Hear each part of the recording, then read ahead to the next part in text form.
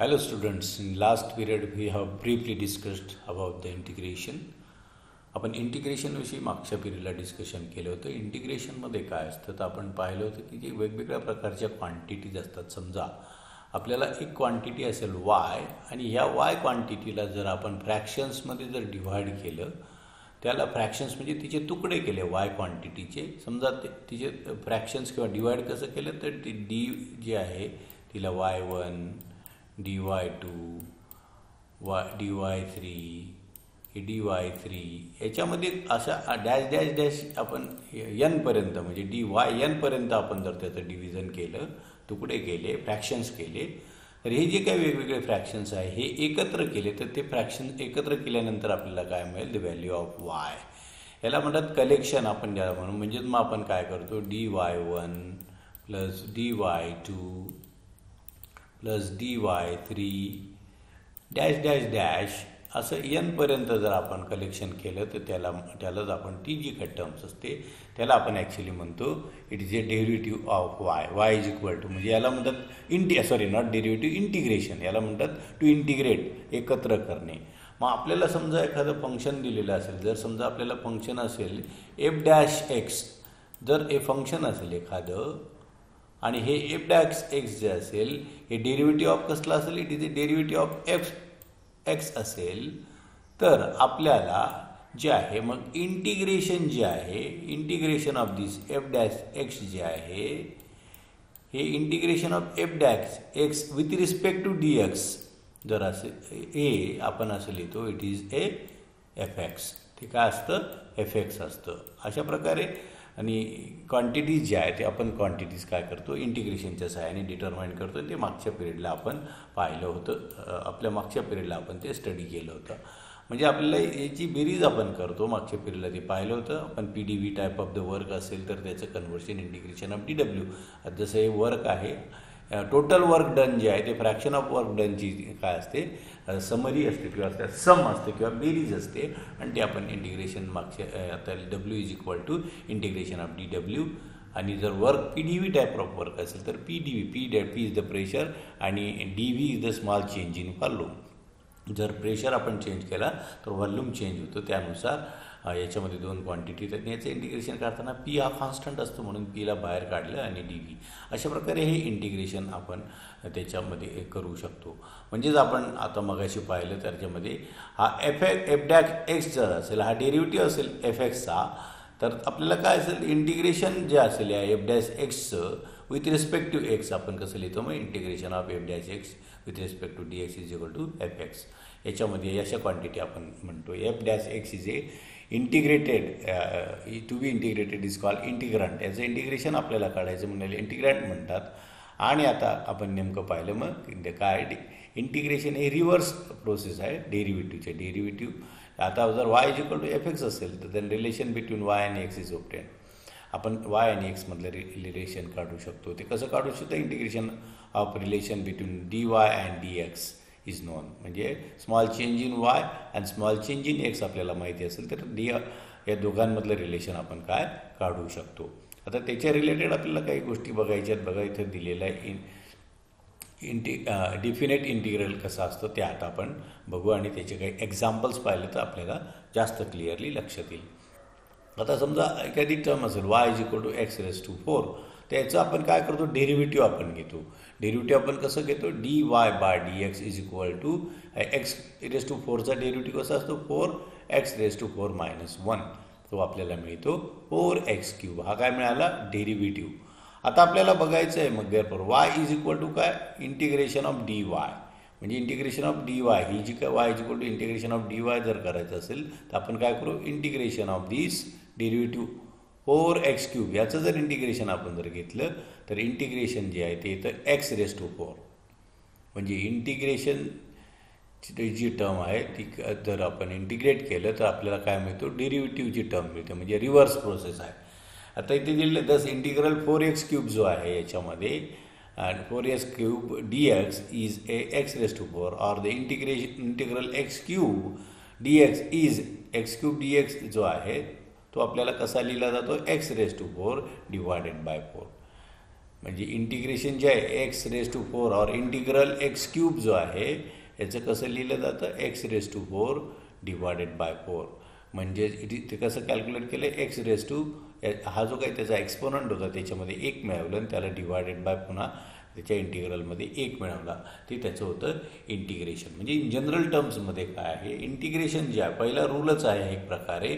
इंटिग्रेशनमध्ये काय होतं integration of x raise to n with respect to D x जर काढायचं असेल तर त्याच्यामध्ये काय करतो आपण x raise to n+1 divided by n+1 हे जर कॅल्क्युलेट केलं तर आपल्याला इंटिग्रेशन मिळतं त्या टर्मचं. म्हणजे त्या टर्मचं इंटिग्रेशन डेरिव्हेटिव्हच्या उलट आहे. डेरिव्हेटिव्हमध्ये n-1 आपण करत होतो इथे n+1 आपण करतो आणि प्लस त्या टर्मला आपण काय करतो डिनॉमिनेटरला लिहून त्याच्यामधून त्याच्या एक्सपोनंटमध्ये देखील काय मिळवतो +1 आपण त्याच्यामध्ये करतो आणि अशा प्रकारे आपण त्याचं या इंटिग्रेशन कॅल्क्युलेट करतो.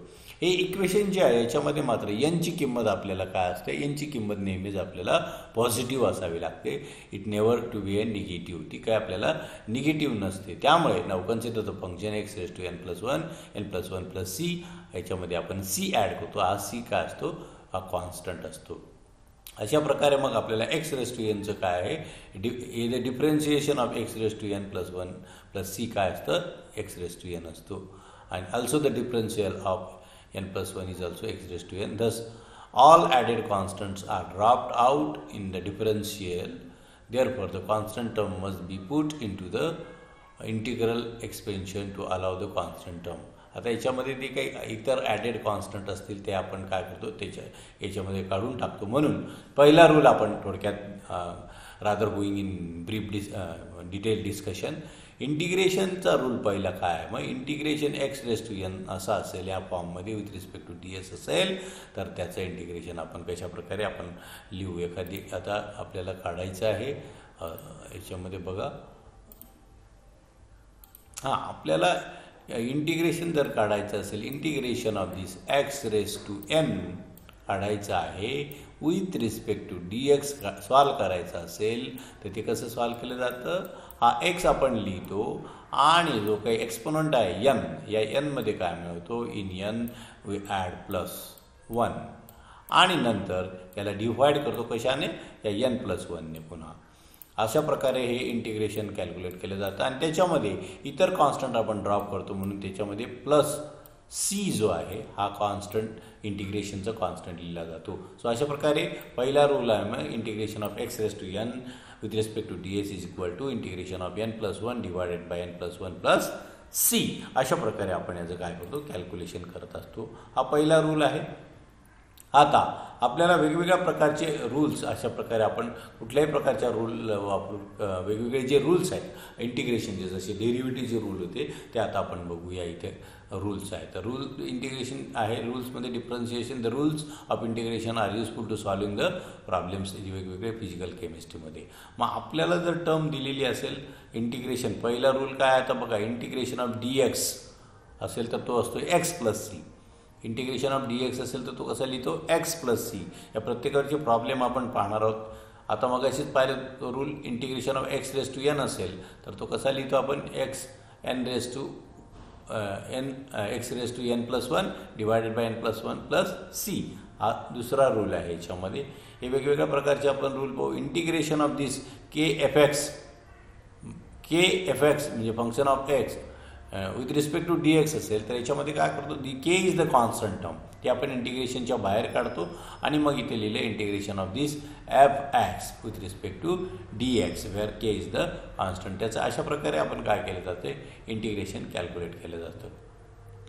आता पुढचा काय रूल आहे त्याचे integration of this f(1x) plus f(2x) with respect to D x. वेगवेगळ्या फंक्शनचं जर इंटिग्रेशन काढायचं असेल तर याच्यामध्ये मग आपण काय करतो इंटिग्रेशन करताना त्या इंटिग्रेशनची सेपरेट बेरीज करतो. म्हणजे integration of this f(1x) plus integration of this f(2x) with respect to D x. प्रत्येकाला आपण अशा प्रकारे जसं ॲडेड डेरिव्हेटिव्हमध्ये दोन संख्या जर ॲड होत असेल तर त्यांच्या डेरिव्हेटिव्हची बेरीज होते तसं इथे इंटिग्रेशनमध्ये देखील दोन फंक्शनची जर बेरीज असेल तर त्या दोन फंक्शनचं सेपरेट बेरीजचं इंटिग्रेशन आपण घेतो. पुढच्या रूलमध्ये काय integration of this a plus f(x) with respect to D x. असं जर असेल याच्यामध्ये तर आपण याचं इंटिग्रेशन करताना काय करतो, इंटिग्रेशन ऑफ दिस टर्म पहिली A with respect to D X plus integration of this F X with respect to D X आपण हे काय करतो बघा इंटिग्रेशन.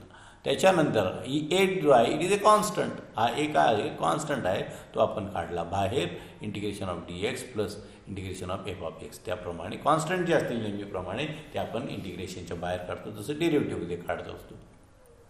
आता आपलं ई बघायचं integration of E raise to X. आपण derivative of E raise to X हा ई रेस टू एक्स एक होता, तसंच integration of E raise to X with respect to D X आपण पाहिलं तर it is also E raise to X. फक्त constant term प्रत्येकामध्ये आपण ॲड करतो प्लस सी याच्यामध्ये ॲड होणार आहे अशा प्रकारे. नंतर integration of d x with divided by x असेल म्हणजे d x divided by x असेल तर त्याचं log of x with respect to the base e आपण त्याचं कॅल्क्युलेट करतो. डी एक्स बाय एक्स असेल इंटिग्रेशन, त्याचं इंटिग्रेशन सॉल्व करताना log of x with respect to e त्याचा लॉग होतो. आता ए रेस टू एक्स असेल तर with respect to D x त्याचं काय होईल ए raise to X divided by log of A to the base E. अशा प्रकारे A raise to X plus C हा एक रूल आहे. याच्यामध्ये आता काय integration of log of E log of x with the base E with respect to D x असेल. आता लॉग ऑफ एक्स आहे इथे या टर्ममध्ये, तर त्याचा लॉगचा जर डेरिव्हेटिव्ह काढायचा असेल तर तो काय करतो आपण हा एक्स जो आहे तो बाहेर घेतो x log of x minus one x minus one with base e plus c. अशा प्रकारे पुढचा रूल आहे integration of log of x to the base 10 is equal to. याचं काय करतो लॉग ऑफ बेस 10 आहे त्यामुळे त्या लॉग ऑफ एक्सची किंमत जी असते ती कशी असते 0.4343 into log of x minus one to the base e plus c. अशा प्रकारे त्याचं सोल्युशन आहे. आपण असं करूया 1 बाय 1 त्याच्यावर प्रॉब्लेम जेव्हा घेऊ तेव्हा तुम्हाला डिटेल हे रूल लक्षात येतील. हे रूल तुम्ही पाठच करून घ्यायचे म्हणजे तुम्हाला सॉल्व करताना प्रॉब्लेम येणार नाही. Integration of this log of log of x to the base A with respect to D x असेल तर हे होतं log of E to the base E log of E to the base E into log of E X minus one plus C. Integration of this F function of A X plus B असेल तर हे पण काय होईल A X plus B divided by this term A plus C upon ए. पण याच्यामध्ये ए जो आहे ए कॅनॉट बी झिरो, तो 1 2 3 4 या फॉर्ममध्ये असला पाहिजे किंवा निगेटिव्ह असू शकतो. अशा प्रकारे हे काही रूल्स आहेत. तुम्ही गो थ्रू द रूल्स आणि ते आपल्याला प्रत्येक प्रॉब्लेम सॉल्व करताना एक एक रूल आपल्याला लक्षात येतील. आता आपल्याला मेथड ऑफ इंटिग्रेशन जे आहे ते integration as discuss about in function. The given function can be integrated using the rules. If the given function is one of them standard form, integration is carried out using corresponding rules. If the function is not in standard form, it should have to convert it into the standard form and integration using the rules. या standard फॉर्म्समध्ये जर असेल equations आपल्याला problem दिलेला तो direct rule आपण वापरून करू शकतो. आणि या स्टँडर्ड फॉर्म नसेल तर त्याला आपल्याला काय करावं लागतं कन्वर्ट करावं लागतं जसं डेरिव्हेटिव्हमध्ये पण आपण करत होतो. आता बघा आपल्याला इथं प्रॉब्लेम दिलेला आहे. हे प्रॉब्लेम सॉल्व करताना आता आपल्याला नेहमीप्रमाणे जे रूल आहेत ते आपल्याला वापरायचे आहेत. तर बघा यांचे प्रॉब्लेम आपण आता एक एक प्रॉब्लेम आपण सॉल्व करू म्हणजे आपल्याला लक्षात येईल. आता पहिला प्रॉब्लेम जो दिलेला आहे आपण इकडे सॉल्व करू म्हणजे आपल्याला लक्षात येईल. सो पहिला प्रॉब्लेम काय integration of integration of x raise to 7 plus 5 x cube plus 5 x raise to 7 plus 5 x cube plus 5 x cube plus 5 plus 5 with respect to D x हा आपल्याला प्रॉब्लेम आहे. म्हणजे आता वेगवेगळ्या ज्या टर्म्स आहेत बघा त्याची बेरीज केलेली आहे आपल्याला वेगवेगळ्या टर्मची बेरीज केलेली आहे. आणि ही जी काय बेरीज असेल आपल्याला या बेरीज असल्यामुळे या वेगवेगळ्या टर्मचं इंटिग्रेशन सॉल्व करताना त्यांचे प्रत्येकाचं सेपरेट आपण काय करणार इंटिग्रेशन घेणार. मग हे कसं होईल it is equal to integration of पहिली टर्म काय आहे X raise to 7 with respect to D X plus दुसरी term integration of 5 x cube with respect to dx plus integration of 5 with respect to dx अशा प्रकारे ही term आपण लिहिणार. त्याच्यानंतर आता आपण काय करणार, इंटिग्रेशन सॉल्व करताना आता हा 5 जो आहे हा कॉन्स्टंट आहे, इथे पण 5 तो ते काय येतील बाहेर येतील. मग पुढची एक स्टेप आपण लिहू आता x⁻⁷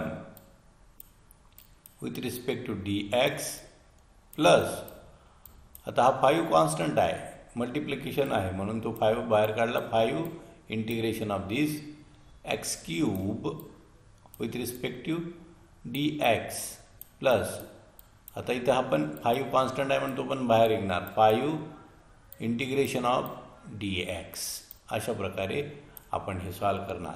आता आपण इंटिग्रेशन सॉल्व करायला सुरुवात करणार. नेहमीप्रमाणे काय पहिला रूल x⁻n जर असेल तर x⁻n काय होतं आपल्याला, आपण पहिला रूल पाहिलेला आहे. Integration of x⁻n is equal to काय आहे, हा integration x⁻n is equal to x⁻n+1 divided by n+1 plus c हे त्याचं इंटिग्रेशन असतं. त्याप्रमाणे यांचं आपण इंटिग्रेशन x⁻n ऐवजी काय x⁻7 आहे म्हणून याचं इंटिग्रेशन आहे x⁻7+1 7+1 डिवायडेड बाय 7+1 काय होईल डिवायडेड बाय 7+1 प्लस पुढची टर्म आता हा 5 कॉन्स्टंट आहे इंटिग्रेशनच्या बाहेर म्हणून तो 5 तसंच राहिले. 5 इंटिग्रेशन काय होईल आता मग integration of this x³ x³ integration कसं होईल x⁻3+1 डिवायडेड बाय 3+1 अशा प्रकारे. ओके, आता पुढची टर्म आहे मग 5 इंटिग्रेशन ऑफ हा 5 जसंच तसा लिहिणार आणि इंटिग्रेशन जे आहे dx इंटिग्रेशन काय असतं इट इज x. आपण वरती रूल पाहिलेला आहे. इंटिग्रेशन जर dx असेल तर तो कसं असतं x असतं, त्यामुळे ह्याचं इंटिग्रेशन झालं 5x. अशा प्रकारे सॉल्व करू. मग आता x⁻7+1 म्हणजे 8 x⁻8 डिवायडेड बाय 8 7 अधिक 1 8 प्लस 5 हा 5 लिहिला आपण तसंच तसा x⁻, पुढची टर्मचं ह्या टर्मचं 3 अधिक 1 4 x⁻4 divided by 4 plus 5x plus c term आपण इथे लिहायचे राहिले कारण ॲडेड c टर्म हे कॉन्स्टंट टर्म आपण लिहितो. अशा प्रकारे 5x अशा प्रकारे हे इंटिग्रेशन आपण सॉल्व करू शकतो. कुठलंही इंटिग्रेशन तुम्हाला आलं तर अशा प्रकारे आपल्याला काय करता आलं पाहिजे, सॉल्व करता आलं पाहिजे. ह्या टर्म्स ज्या आहेत आता ह्या टर्म्स त्यांनी ह्याचा छेद सारखा करून घेतला आणि मग तो 8 छेद केलेला आहे एवढंच फक्त लिहिलेलं आहे. अशा प्रकारे सॉल्व आपण पण इथं कसं करायचं ते पण तुम्हाला पाहू वाटल्यास. आता आपल्याला काय करायचं आहे, छेद 8 करायचं आहे सगळ्या टर्म्सचा. तर याचं आपल्याला कसं करता येईल, मग पहिली टर्म जी आहे x⁻8 त्याचा छेद 8 असल्यामुळे त्याला कसली काही गरज नाही आहे, कारण सगळ्या टर्म ज्या आहेत आपल्याला यांचा छेद काय करायचा आहे 8 करायचा आहे. तर मग आपण 8 करायचं असेल तर या 4ला काय करावं लागेल 2 गुणावं लागेल. या 4ला 2 गुणलं म्हणजे डिनॉमिनेटरला 2 गुणलं तर मग न्यूमरेटरला देखील 2 गुणावं लागेल. म्हणजे गुणिले 2 जर आपण इथं केलं तर हे 10 होईल. हे काय होईल 10 म्हणजेच काय होईल प्लस हे वरची टर्म काय होईल आपल्याला 10 5 2 10 कारण वरती खाली 2 गुणलं आहे तर वरती पण 10 10⁻4 x⁻4 असं होईल. आणि इथं पण आपल्याला खाली 8 आणायचं आहे टर्म कारण आपण कॉमन लसावी मसावी तुम्हाला माहिती 8 वरती 8 आणायचं असेल तर वरती आपल्याला देखील खाली 8ने भागलेलं आहे तर वरती 8ने आपल्याला गुणावं लागेल. म्हणून 8 पंचे 40 इट इज 40x. अशा प्रकारे आपण त्याचं प्लस c हे इंटिग्रेशन कॅल्क्युलेट केलेलं आहे. हे सेम आहे. अशा प्रकारे आपण कुठली टर्म आले तर इंटिग्रेशन कॅल्क्युलेट करू शकतो. आता पुढचा प्रॉब्लेम इथं दिलेला आहे बघा. Integration of 6x⁻1 with respect to dx आपल्याला दिलेला आहे. त्याच्यासाठी रूल आपण वापरला. मग कॉन्स्टंट टर्म जी आहे ती आपण बाहेर काढतो. मग असा बाहेर काढला इंटिग्रेशन ऑफ दिस dx हा dx आहे आणि हा खाली x आणला तर तो काय होतो d/x. ह्या कन्वर्ट करून घेतला आपण, त्या रूलमध्ये बसत नाही बघा, रूलमध्ये बसत नाही, त्यामुळे आपण काय केला, त्याला कन्वर्ट करून घेतला. हा जो x आहे त्याला d खाली आणला, हा वरती गेला तर -1 होतो त्याचा.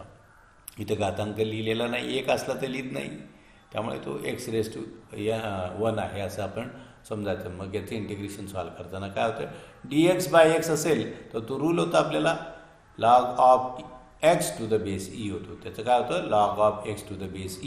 आपण तो रूल पाहू वाटल्यास तुम्हाला तेव्हा लक्षात येईल. वरती रूल लिहिलेला आहे आपल्याला बघा, log of x हे बघा, इंटिग्रेशन dx/x. तो जो दिलेला प्रॉब्लेम स्टँडर्ड या फॉर्मॅटमध्ये नव्हता, त्याला कन्वर्ट करून घेतला, तर त्याचं काय होतं, त्याचं log of x to the base e त्याचं इंटिग्रेशन होतं. तर आपण तोच प्रॉब्लेम, हा प्रॉब्लेम आपला आता बघा, आपण वाटल्यास इकडे सॉल्व करू म्हणजे आपल्याला पुन्हा लक्षात येईल. त्याच्या फॉर्ममध्ये जर नसेल तर त्या फॉर्ममध्ये आपण आणायचं.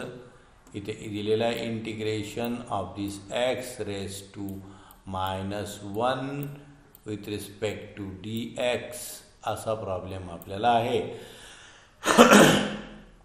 तो प्रॉब्लेम आपल्याला सॉल्व करायचा आहे. 6x⁻1 विथ रिस्पेक्ट टू, इथे 6 दिलेला आहे आपल्याला. मग आपल्याला इंटिग्रेशन सॉल्व करताना काय करणार आहे, हा 6 जो आहे तो बाहेर काढावा लागतो. मग झालं x⁻1 with respect to dx. आता हा जो x⁻n नेवर मायनस, यांना हा मायनस नको असं आपण रूलमध्ये वरती पाहिलेलं आहे, म्हणून याला पॉझिटिव्ह बनवावं लागेल -1ला. त्यामुळे काय करावं लागेल, it is equal to 6 integration. हा dx आपण वरती ठेवला आणि ix जर आपण डिनॉमिनेटरला नेला, याला मल्टिप्लाइड आहे तर खाली नेला तर काय होईल, -1चा 1 होईल, म्हणजे x⁻1 हे झालं. x⁻1 म्हणजेच काय, x 1 लिहिला काय नाही लिहिला काय. आता इंटिग्रेशन जर सॉल्व करायचं असेल तर हा जसा आहे, मग काय होईल, log of this x to the base e plus c. अशा प्रकारे हे इंटिग्रेशन सॉल्व झालं. कारण dx log of x to the base e आहे, हा रूल आहे, आणि त्याप्रमाणे आपण हे सॉल्व केलं. पुढचा प्रॉब्लेम दिलेला आहे बघा पुन्हा, integration of twice x² into 4x² plus thrice x². हा प्रॉब्लेम दिलेला आहे मला. आपण पुन्हा काय केलं, आता याचा जो आहे गुणाकार करून घेतलेला आहे, टर्म्स जे आहे त्यांचं काय केला, गुणाकार करून घेतला. 2x² काय मल्टिप्लाइड बाय, तर त्याला काय केलं, 2 आणि 2 4, 2 इंटू 4 8x⁻², दोघांचं घातांकात 2 2 बेरीज होते, गुणाकार आहे दोघांचा म्हणून हे झालं. मग 8x⁻4 अशा प्रकारे मिळालं. प्लस आता याचा गुणाकार होईल 2x² याच्याबरोबर गुणाकार होईल डिवायडेड बाय x². तोच आहे, फक्त गुणाकार करून घेतलेला आहे. आणि मग नंतर त्याचं काय केलं, आता सेपरेटली आपण त्याचं इंटिग्रेशन कॅल्क्युलेट करू शकतो. आता मी वाटल्यास इकडे आपण प्रॉब्लेम लिहू, प्रॉब्लेम आपल्याला लिहिला म्हणजे तुम्हाला अजून आपल्याला नीट समजेल. ओके, काय प्रॉब्लेम दिलेला आहे, ते integration of this, me problem असतो 2x² into 4x² 2x² into 4x² plus problem आहे 3/x² with respect to dx. 3/x² with respect to dx. Find integration, आपल्याला याचं इंटिग्रेशन फाइंड आउट करायचं आहे. मग आपण काय केलं, हे 2 टर्म मल्टिप्लाइड बाय त्यांचा गुणाकार करून घेतला. मग गुणाकार करताना काय झालं, मग इंटिग्रेशन ऑफ दिस, आता ह्या 2 टर्मचा आधी गुणाकार होईल, म्हणजे 2 गुणिले 4, 2 गुणिले काय होईल, आधी 4, मग झालं 8, इट बिकम्स 8. हां झाला 8. ओके, 8 झाला. नंतर आता x गुणिले x² गुणिले x² तर असेल तर त्यांचं जे आहे x असा लिहिला, आणि त्यांचे घातांक जे आहेत त्यांची बेरीज होते, त्या दोघांचा गुणाकार असल्यामुळे त्यांच्या घातांकाची काय होते, म्हणजे 2 + 2 हा 2 आणि 2 यांची बेरीज होते म्हणून तो झाला x⁴. अशा प्रकारे त्यांची बेरीज झाली. आता पहिल्या टर्म बरोबर गुणाकार झाला, मग दुसऱ्या टर्म बरोबर आपल्याला होईल प्लस. दुसरी टर्म काय आहे? प्लस. आता 2 × 3 होईल, बेत्रिक 6, मग 6 आणि हा x² जसंच तसा 6x² डिवायडेड बाय x². अशा प्रकारे ही टर्म आपल्याला मिळाली.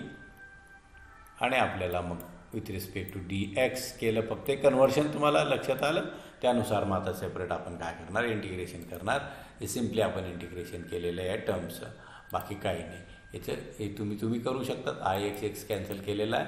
मग आपल्याला integration of this 8x² plus 6 with respect to dx हा टर्म मिळाली. मग सिम्पली इंटिग्रेशन मग लिहायचं, integration of this 8x² plus integration of 6 dx. अशा प्रकारे आता इंटिग्रेशन काढायचं. मग आता इंटिग्रेशन काढणार. इंटिग्रेशन काढता 8x²चं इंटिग्रेशन 8 बाहेर निघेल. इंटिग्रेशनमधनं हा 8 बाहेर निघाला, 8x² प्लस हा 6 कॉन्स्टंट आहे तो बाहेर निघेल, x 6 integration of this dx. आता सॉल्व करणार integration. It is equal to हा 8 जसाच्या तसा x²चं integration x 2 + 1 divided by 2 + 1 plus हा 6 जसंच तसा लिहिणार 6 इंटिग्रेशन ऑफ dx चा असतो, तो काय असतो, x असतो. अशा प्रकारे आपल्याला मग हे सॉल्व करता येईल. 8 × x³ divided by 3 + 6x plus c लिहायचं राहिलं. सॉरी, आपण प्रत्येक वेळेला इंटिग्रेशन सॉल्व केल्यानंतर काय लिहिणार, +c. अशा प्रकारे हे सॉल्व करायचं. हे आपल्याला मिळाले 8x⁵ आपल्याला मिळालं इंटिग्रेशन. पुन्हा आता पुढचा प्रॉब्लेम सॉल्व करताना काय कन्व्हर्शन केलेले आहेत. Integration of e⁻x - (x³ divided by 3. Under आपल्याला नेहमीप्रमाणे काढावं लागेल. तर आता आधी काय करायचं, यांचं सेपरेट आपण वजाबाकी करून घ्यायची, सेपरेट. आणि ही सेपरेट केलेली टर्म इंटिग्रेशन सेपरेट लिहिलं. Integration of this e⁻x/3 minus integration of हा क्यूब काढून घेतलेला आहे, 3/2 केला. अंडर काढून घेतलेला आहे. Integration of this x⁻³ divided by 3. आणि मग आपण नेहमीप्रमाणे हा 3 कॉन्स्टंट आहे तो बाहेर काढला, म्हणजे 1/3. हा 1/3 आहे तो बाहेर काढला. e⁻x dx इजिकल टू हा 3 कॉन्स्टंट आहे 1/3 तो बाहेर काढला, x⁻³ dx. आणि सिम्पली आता काय केले, त्यांचे इंटिग्रेशन काढले. इंटिग्रेशन जे आहे 1/3 इंटिग्रेशन e⁻x e⁻x असतं. आता मायनस 1/3 याचं 3 + 2 3/2 + 1 डिवायडेड बाय 3/2 + 1 प्लस c. आणि ते कॅल्क्युलेशन अशा प्रकारे कन्वर्ट करून घेतलं. वेगवेगळे रूल वापरून केलेले आहेत, त्या रूलनुसार आपण करायचं. Integration of this log of x⁻10 divided by 10 + 4 हे काढायचं असेल तर हा 10 कॉन्स्टंट आहे तो इंटिग्रेशनच्या बाहेर काढून घेतला. 1/10 हा 1/10 काढून घेतला बाहेर. मग उरला काय, log ऑफ x⁻10 + 4. मग या दोघांची बेरीज करून घेतली. Integration of log of x with respect to dx plus integration of this 4 integration of dx. अशा प्रकारे आपण कॅल्क्युलेट केलं. 1/10 ह्याचं जे काही इंटिग्रेशन आहे ते इंटिग्रेशन वरच्या रूलप्रमाणे log ऑफ x⁻10 असेल त्यावेळेला बघा आपण रूल दिलेला होता. log ऑफ x हे बघा, log ऑफ x⁻10 असेल त्यावेळेला काय असतं, त्याचं integration 0.4343 × log of x - 1 e + c. अशा प्रकारे तो रूल आपण इथं वापरलेला आहे. तोच रूल वापरून याचं इंटिग्रेशन केलं. मग log ऑफ 10चं 0.4343 × log ऑफ x - 1 e हे आपण कॅल्क्युलेट केलं. प्लस आता 4चं कॉन्स्टंट आहे आणि derivative of integration of dx काय असतं, x असतं प्लस c. आता नंतर मग सिम्प्लिफाय करून घेतलं. त्याला 10ने भागितलं तर त्याचं उत्तर झालं नॉड 4343 log ऑफ x - 1 हा 4x असताचा c. पुन्हा आता ह्यांची वजाबाकी करून घेतलेली आहे. सॉरी हा गुणाकार करून घेतलेला आहे. गुणाकारमध्ये काय integration of log of x to the base E minus this एकाला जर गुणलं तर त्याचा गुणाकार काय येईल 30 संख्या आहे मग तो लिहिला 4x प्लस सी. हे तर सी बाहेर पाहिजे होता SOEसाठी त्यांनी मध्ये लिहून घेतलेला आहे. प्लस टर्म एका बाजूला केला आहे मायनस टर्म एका बाजूला केले. अशा प्रकारे आपण काय करतो त्याचं इंटिग्रेशन हे सॉल्व करण्याचा प्रयत्न करतो. तो असं तुम्ही सॉल्व करायचा प्रयत्न करायचा. हे सिम्पल रूल्सप्रमाणे हे व्हेरी सिम्पल आहे. वाटल्यास हा 5वा प्रॉब्लेम आपण इकडे सॉल्व करू म्हणजे अजून जास्त लक्षात येईल. काही ऑनलाईनचे लिमिटेशन्स आहेत ते पण लक्षात घ्या. इंटिग्रेशन दिलेलं आपल्याला कसलं इंटिग्रेशन काढायला लावलेलं आहे. Integration of this log of x to the base 10 divided by 10. कसं आहे log of x to the base 10 divided by 10 plus 4 असं हे दिलेलं आहे. विथ रिस्पेक्ट टू dx आहे. याचं आपल्याला इंटिग्रेशन काढायचं आहे. मग हे टर्ममध्ये हा 1/10 जो आहे हा कॉन्स्टंट आहे. हा 10 डिवायडेड बाय म्हणजे 1/10 तो बाहेर काढून घेतला इंटिग्रेशनच्या 1/10.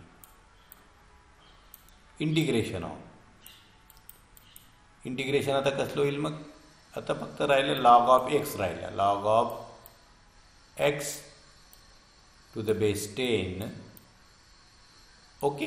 ही पहिली टर्म झाली प्लस हा 4 आहे आपण त्याचा पण इंटिग्रेशन करणार. 4 हा 4 कॉन्स्टंट आहे पण तरी मी एक स्टेप वाढवून लिहितो 4 dx. इथं पण dx असतो प्रत्येकाला dx आहे इथं dx ओके. आता एक स्टेप वाढून आहे म्हणून 1/10 सॉरी इकडे लिहितो 1/10 integration of log of x to the base 10 with respect to dx plus हा आता 4 कॉन्स्टंट आहे म्हणून तो इंटिग्रेशनच्या बाहेर येईल 4 इंटिग्रेशन ऑफ dx. अशा प्रकारे हे आपल्याला मिळालं. आता यांचं इंटिग्रेशन सॉल्व करणार मग इट इज इक्वल टू 1/10. याचं इंटिग्रेशन आपण काय लिहिलं त्याला आपण लिहिलं होतं इंटू आहे हे आता 0.4343 लॉग ऑफ एक्सचं इंटिग्रेशन ऑफ लॉग ऑफ एक्सचं integration 4343 into log of x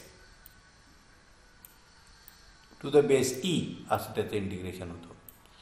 झालं ही टर्मचं इंटिग्रेशन. मग तो रूलप्रमाणे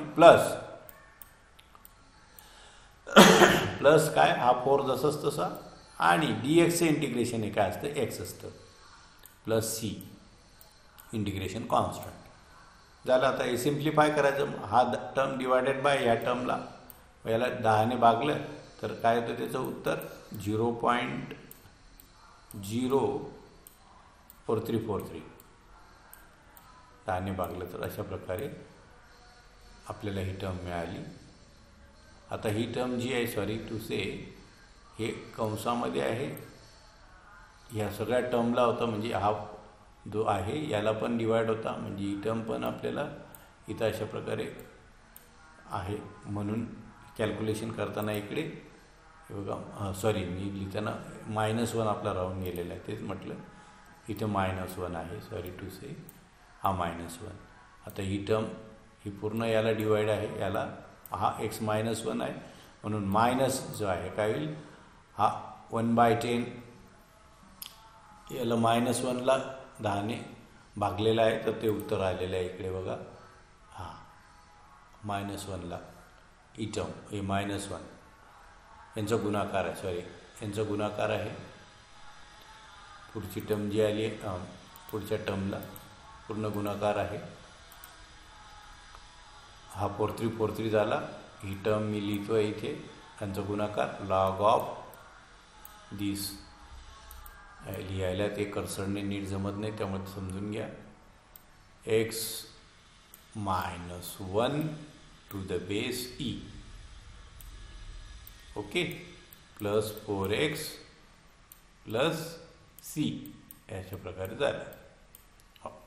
आता यांचा गुणाकार केलेला आहे मग सिम्पली ह्या टर्मचा 0.04343 पहिली टर्म्स लिहिली log of this X to the base ही पहिल्या टर्म बरोबर गुणाकार, नंतर दुसरी टर्म -1 बरोबर 0.4343 गुणिले 1 बरोबर 0.4343 म्हणून होईल 0.4343 झाला गुणाकार. पुढची टर्म +4 + c अशा प्रकारे हा गुणाकार. आता हे टर्म एका बाजूला मायनस त्यांनी तिकडे केलेलं आहे, तसंही ठेवलं तरी चालतं. अशा प्रकारे हे प्रॉब्लेम आपण सॉल्व करू शकतो. अजून काही प्रॉब्लेम्स दिलेले आहेत, you go through the problems. हे इंटिग्रेशनचे प्रॉब्लेम सॉल्व करा. सॉल्व प्रॉब्लेम्स आहे मी स्क्रोल करतो, so you are able to understand the problem during the solving. हे सॉल्व करताना तुम्हाला मदत होईल. वेगवेगळ्या रूल्सवर डिपेंडंट प्रॉब्लेम आहेत, ते सॉल्व करा. अडचण असेल तर व्हॉट्सॲप ग्रुपवर विचारा. तुम्ही विचारत नाही हा भाग वेगळा, पण आमचं काम आहे सांगणं. हे प्रॉब्लेम स्क्रोल करतो, सॉल्व केलेले प्रॉब्लेम आहेत. Depending upon the above rules. काय अडचण आली तर विचारायचं.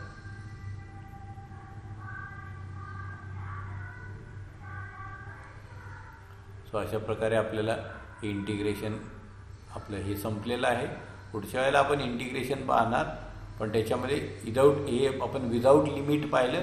पुढच्या वेळेला बघणार आपण by using the different limits. कुठले लिमिट्स कसे वापरले जातात, त्याची एक्सी लिमिटिंग व्हॅल्यू काय असते, त्यावर डिपेंडिंग आपण प्रॉब्लेम बघणार.